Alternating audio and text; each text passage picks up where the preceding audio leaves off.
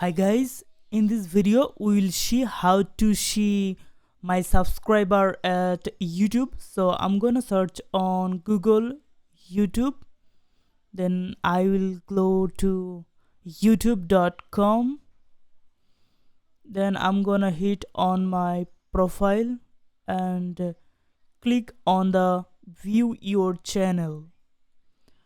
Alright, now we can see that here is my subscribe 1.14k. Also we can see that from our YouTube studio, then go to analytics. Here we can see our real-time subscriber. Also we can see from dashboard, here is our current subscriber.